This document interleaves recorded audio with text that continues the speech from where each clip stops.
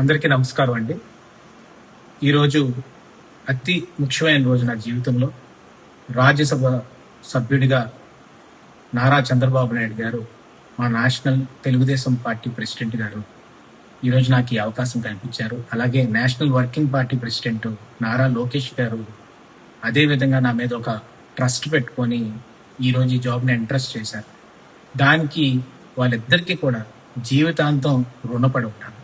ఈరోజు తెలుగుదేశం పార్టీని నమ్ముకొని ఉంటే, తెలుగుదేశం పార్టీ కోసం జెండా స్కంధాల మీద పెట్టుకొని పనిచేస్తే ఈరోజు ఈ ఫలితం దక్కుతుంది అనేది ప్రతి కార్యకర్తకి చెప్పడానికి నేను గర్వపడుతున్నాను.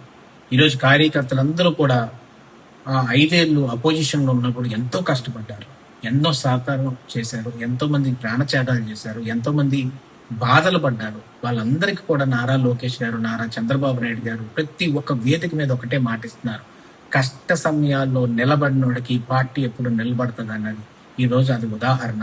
ఈరోజు కష్ట సమయాల్లో ఎప్పుడు కూడా మా తండ్రి గారు అయ్యన్న పాత్రుడు గారు కానీ, మేము కానీ, మా కుటుంబం కానీ ఎంతో తెలుగుదేశం పార్టీ మీద నమ్మకంతో 1983 నుంచి కూడా ఎంతో ఆసక్తితోటి కానీ ముందుకొచ్చి కష్టపడి ఈరోజు ప్రయత్నం చేసి తెలుగుదేశం పార్టీని ముందుకు తీసుకెళ్ళాం.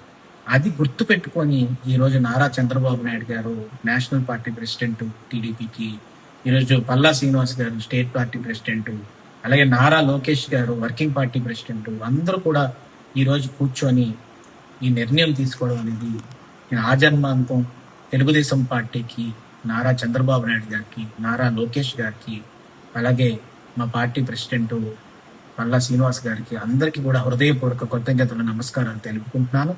దాంతోపాటు తెలుగుదేశం పార్టీ నికాసైన నిజాయితీ అయిన కార్యకర్తలు గ్రామాల నుంచి కూడా ఎంతో మంది ఎంతో అభిమానంతో మేము అందరం కూడా తెలుగుదేశం పార్టీ కుటుంబం.